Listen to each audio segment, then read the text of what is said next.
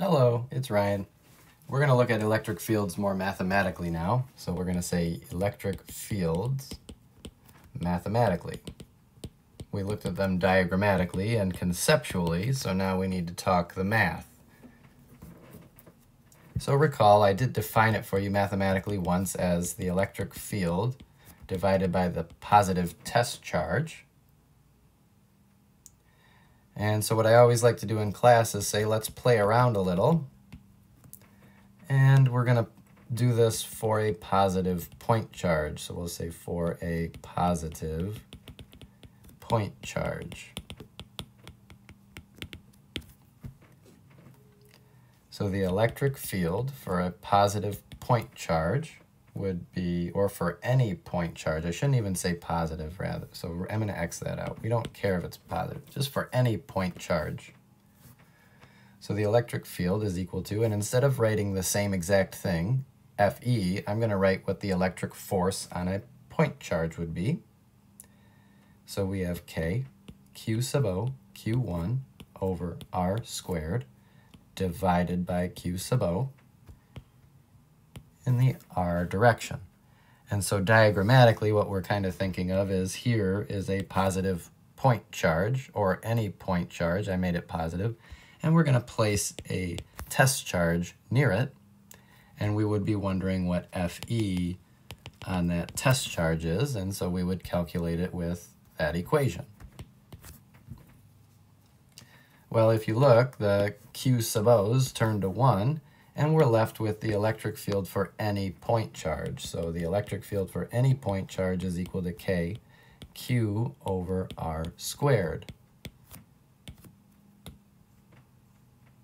And so that's always true. One way you really might want to do this, I would personally probably do this so you don't make negative errors, is I would write it with an absolute value around the Q and just let your picture dictate what the direction is. This is the electric field due to a point charge, any point charge.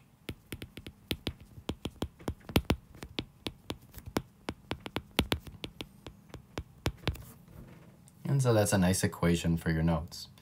In order to really drive all this home, I'd like to do an example where we calculate the total electric field due to a few point charges. And I wrote the example out here. So this example is an electric field example where we're given the point charges below, and we're asked to determine the net electric field at the origin due to the 4 point charges. And then it lists the point charges Q1 through Q4. It tells you the charge in nanocoulombs, which remember nanos 10 to the negative 9. And it gives you the position of each of the particles. And because they gave us all that information, I could go ahead and draw a picture representing those 4 point charges on a standard XY coordinate system. And I color-coded it so we can see that Q1 is the red, Q2 is the green, Q3 is the purple, and Q4 is the blue. So now, of course, what we would want to do is calculate E total. We know mathematically exactly how we're going to do that, but I think it's necessary to show some steps in the picture so we don't make any mistakes. But just so you know where we're going, we know that E net, the total electric field, by the way, we need to show where we're interested in the total electric field. There's an electric field due to these point charges everywhere in space and time. It goes out to infinity. Though it becomes infinitely weak, it still technically goes on forever. And so we could pick anywhere in the world, but what we're interested in is the origin. So I'm just going to note that we're interested in the point P at the origin. So what we're going to calculate in the end of all this is the net electric field at point P. And we know that electric fields add together like vectors, so we know that we're just going to add up all the electric fields to 4, because there are 4 point charges, so there are 4 separate electric fields at the origin. So we know in general, going into this, E1 plus E2 plus E3 plus E4 will be our total electric field. Now, another way you can think of this if you really like the math is that we know when we add vectors, what we really need to do is add the x and y components separately. And so what this really tells us is that the sum, I won't do sum scared, E1 in the x direction plus E2 in the x direction plus E3 in the x direction, all of them in the x direction added together in the x direction, plus whatever the sum of the electric fields in the y direction are, in the y direction, would give us this answer. So there's different ways to think of this with and without vector notation, but you need to keep track of your x and y directions separately. And I personally think the easiest way to do all this, instead of just memorizing equations, is to use a picture. And the picture is going to rely on the fundamental law of electric force, which was that like charges repel and opposite charges attract.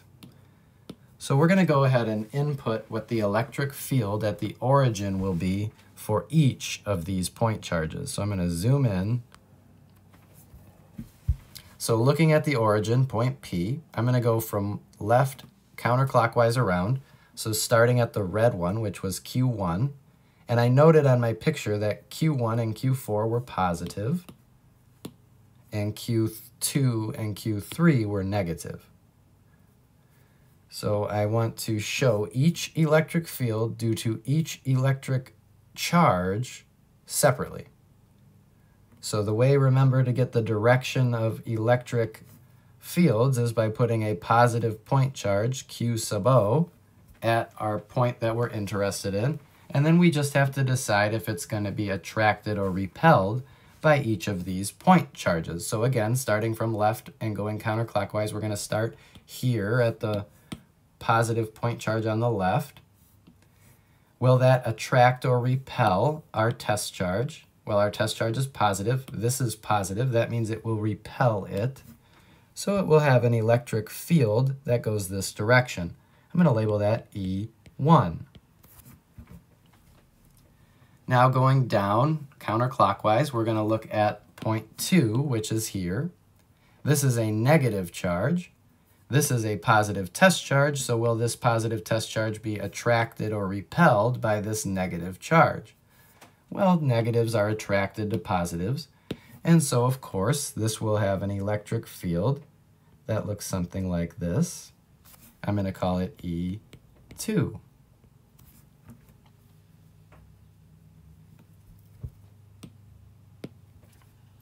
Now looking at our third point charge, that's also negative, so it should attract our positive test charge.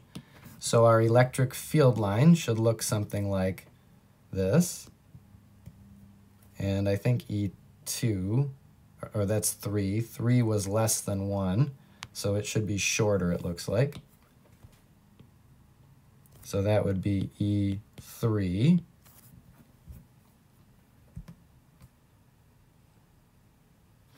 And finally, we have our fourth point charge. That's positive, and so that means it will repel our positive test charge, and that one was pretty big, but not as big as Q2, so that will have a smaller vector as well, so E4. So as you can see, it's a little cluttered, but each point charge produces an electric field at the origin, and we get the direction of that electric field by the way that a positive test charge would respond to those point charges. And so really from our picture, we can see our x direction has 2 electric field lines. We have E1, so I'm going to write this out now. We have E1 in the x, so we have E1 plus, and it looks like E3 is also in the x direction. And can you see from our picture they're both positive?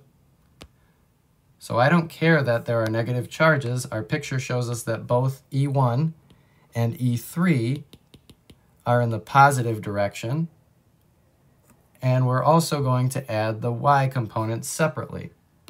So we have our first y was E2, which was negative. So now we have minus E2. So I'm going to show it like that. E2. Oh no, it's down. Sorry.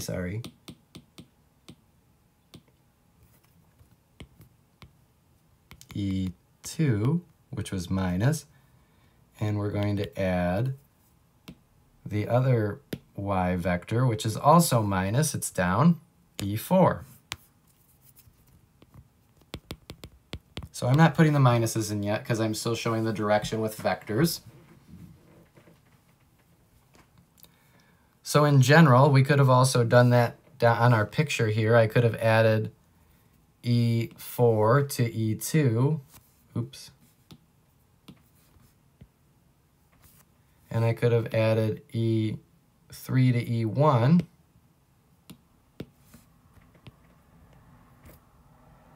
And then the sum of these would give us the resultant vector. So it looks like if we add these vectors properly, we should get E net, something like that. So we know going into this what our final answer should be. We should get some negative y components and some positive x components. Okay. Well, we also know that each of these electric fields are just due to a point charge, and we know the equation for the electric field for any point charge. So we're almost done, believe it or not. So looking at this, we know E net at the origin, point P, is equal to, in our x direction, we have E1 and E3. So I'm going to say E1 plus E3 in the x direction. And in our y direction, we have E2 plus E4, but they're both going down, so I'm going to put a negative sign in the y direction. These are all electric fields for a point charge, so I'm going to go ahead and put those in. So E1 is KQ1, and I'm going to do absolute values over R1 squared plus KQ3 over R3 squared. This is in the x direction. And then we're subtracting because they're downward vectors. It would be KQ2 over R2 squared plus KQ4 over R4 squared in the y direction. Something you could note from the picture and from the givens, we know that R1 and R3 are equal, and R2 and R4 are equal, so it looks like this value and this value are the same, this value and this value are the same. So I'm going to factor all my like terms out just so I don't have to type as much in the calculator. If you didn't do this step, that's totally okay. I always like to simplify things as much as I can.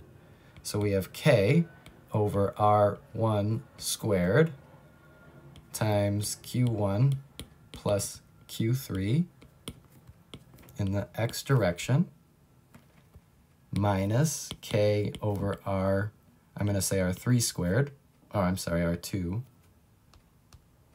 squared times Q2, absolute values, plus Q4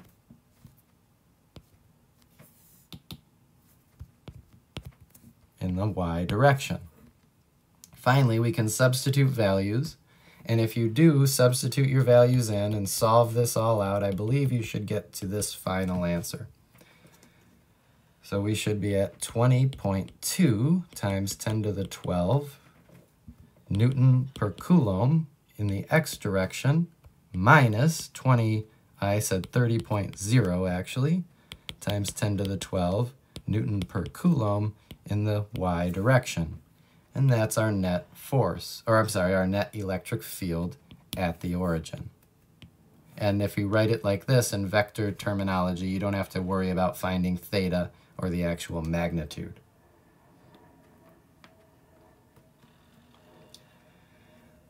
So that's an example calculating the electric field due to some point charges. There are multiple ways to think through this, so if you didn't like some of the ways that I was thinking about it, you don't have to use it, but you do have to show a complete vector solution if I ask you for a vector answer.